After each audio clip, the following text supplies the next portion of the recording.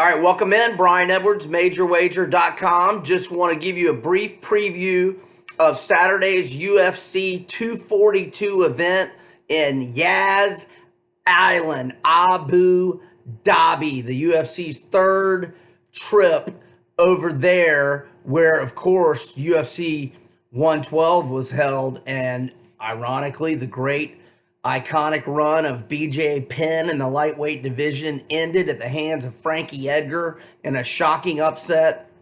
Edgar would win the rematch, and BJ Penn's life's never been the same. You may have seen earlier this week, two separate street fights he got into the same night. One TMZ clip, he's pounding the guy ground and pound fashion. The next one, he's getting knocked out cold, albeit briefly. And Dana finally, belatedly, has said that the fight with Nick Lentz is off and BJ's career in the UFC, at least in the octagon, is over. Finally and belatedly. But anyway, on to this Saturday's. Look, we're all going to be wrapped up in college football, but I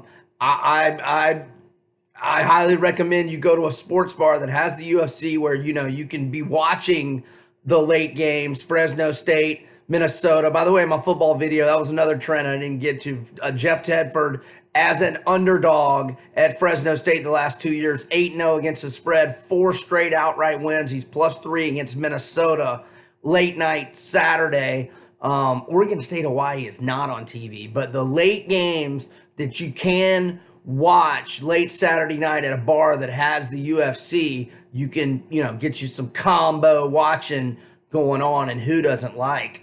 I like quadruple watching on Saturdays. So you got Cal at Washington late night. You got Stanford at USC late night. So there's 3 quality televised games and the UFC fights that you can be checking out at a sports bar.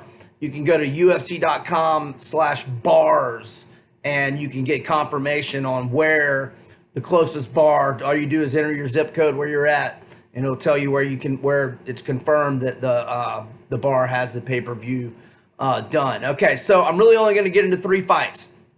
We start with the headliner, the undefeated, undisputed, reigning, defending lightweight champion of the world, Khabib The Eagle Nurmagomedov. All right, so he has not fought since the McGregor fight because he flipped out after the fight, jumped the fence, went after the team, and got suspended. But now he is back on Saturday.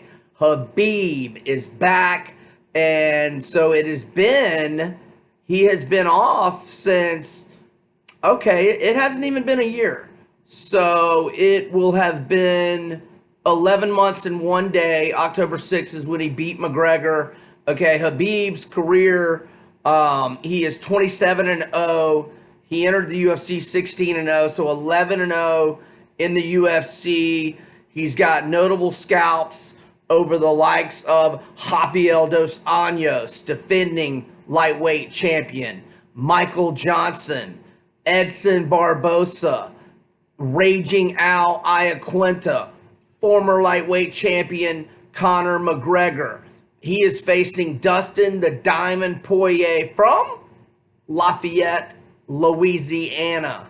So Poirier, he got knocked out by McGregor when he was fighting at 145 pounds at UFC 178 way back in 2014, September 27th to be exact, of 2014.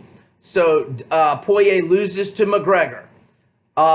From there, he moved up to 155, and he got a first-round knockout of Carlos Diego Faria. He got a Performance of the Night bonus. Then he knocked out Yancy Medeiros, respected fighter from Hawaii, trains with the Diaz brothers, and actually came in overweight at 159.5, so he had the weight advantage. He gets knocked out in the first round. Another $50,000 Performance of the Night bonus for Dustin. Then he beat Joseph Duffy. I watched that fight, UFC 195, pretty dominant fashion. Then he beat Bobby King Green with a first-round knockout. Then he lost by first-round knockout to Michael Johnson on September 17th of 2016. He has not tasted defeat since then. He beat Jim Miller in a majority decision at UFC 208. It was fight of the night.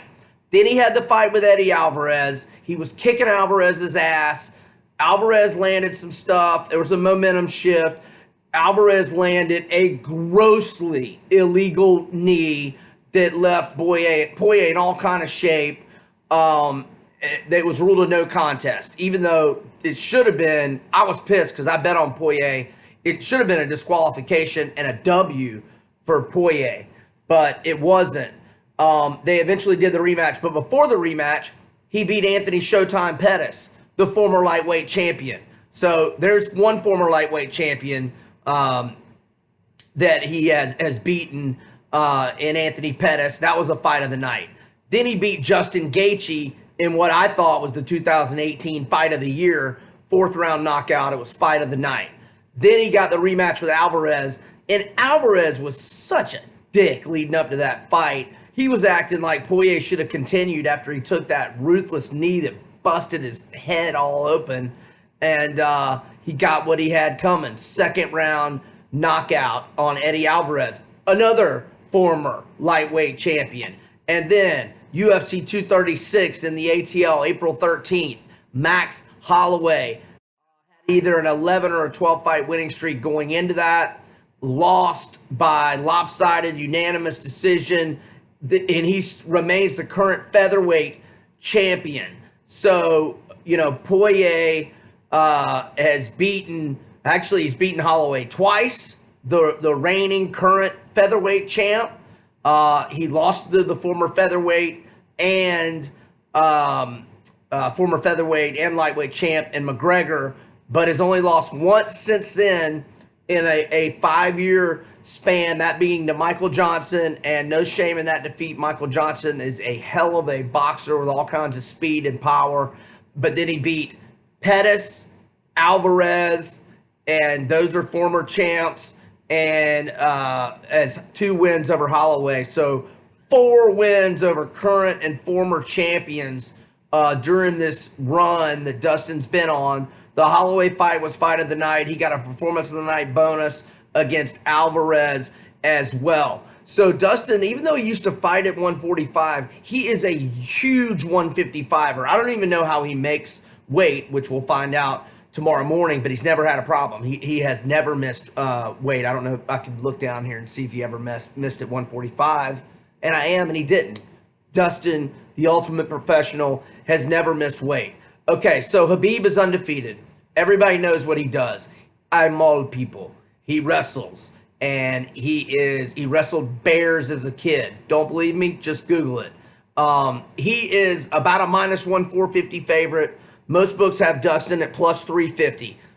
Why do I think Dustin can pull the upset? Why am I predicting that he will indeed pull the upset?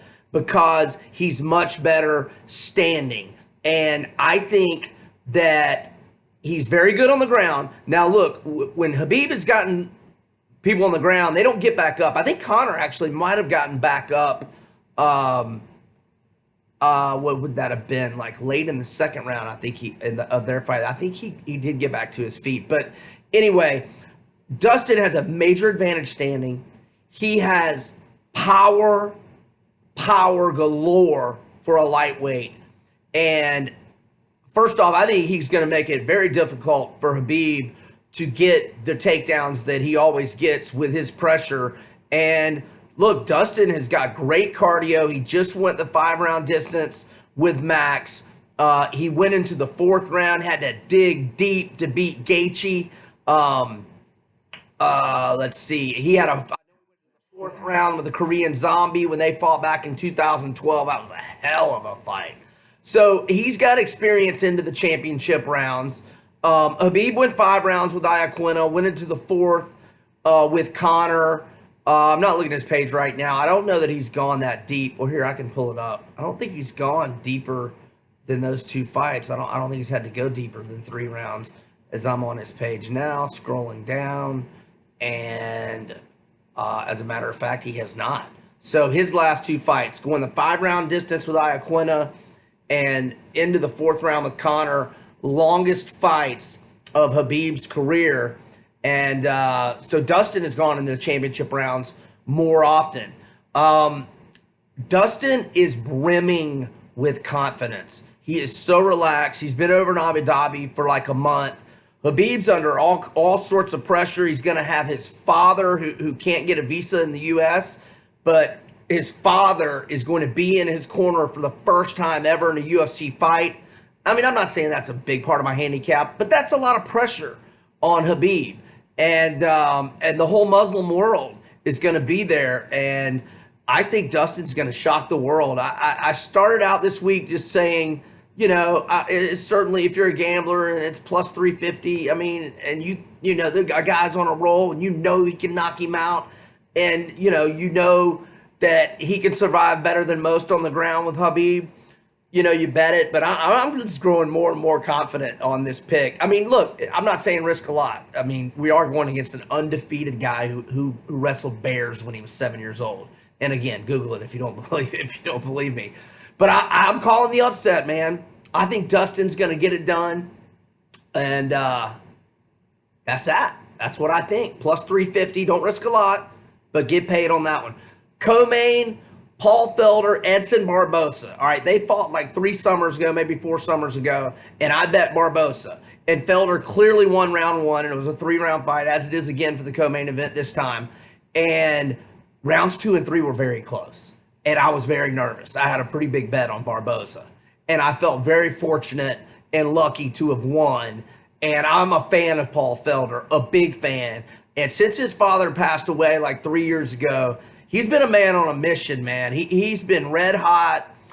He's off the win over Vic after he lost that close decision to Mike Perry when he went up to 170 on short notice and broke his arm in that fight. But before that, I think he had won 3 in a row, all by finish. I'm not looking at his page. I'm trying to wrap this thing up because we got NFL about to start in a minute. But I like Paul Felder against Barboza to get revenge as a plus 135 dog. Now, a lot of my reasoning with that is that since they fought, Barboza has had to fight some of the top guys in the world, and he has taken 2 of the more violent ass beatings that I've seen in a long time. I mean, Khabib absolutely put it on Barboza at UFC 219. Then Kevin Lee put it on him, and there was a doctor stoppage it was a fight night in April of 18. Then he beat Dan Hooker, and then he lost by first-round knockout to Gaethje. So he took severe beatings against Kevin Lee and Khabib, and then he got knocked out in the first round with Gaethje. I think Barboza is past his prime now. He still has some of the nastiest legs. I mean, he could win with a head kick knockout. He is still only 33, but I think he's entering the downside of his career. He's taken some bad beatings here lately. He's 1-3 in his last 4, and now I've got Felder's page up so I can accurately tell you. Yeah, so he beat Vic. That was before the Mike Perry, which was a split decision. Before that, he had finished Charles Oliveira, one of the best Brazilian jiu-jitsu guys on the whole roster. He had beaten Stevie Ray by first-round finish for a performance of the night bonus, and he had beaten Alessandro Ricci, and so he is 4-1 since his father passed away. The only loss when he went up to welterweight on short notice and lost a split decision to Mike Perry, and he fought the whole 3rd round with a broken arm. So I like the Irish Dragon, Paul Felder over Barboza. Those are my 2 picks. Small change on Dustin to get a big plus 350 payout. Put more on Felder, several units. I like him, and we're getting a small dog money. And then the heavyweight fight. Curtis Blades against Shamil Abdurakhmonov. I think and hope something close to that. Heavyweight fight, under 1.5 rounds, plus 120. UFC 42, Saturday night. Watch it along with the 3 late games at your nearest bar. That's going to be Shades on 30A, Rosemary Beach. For me, Brian Edwards, UFC 42, MajorWager.com. Over and out. I'm tired of these videos. Bye.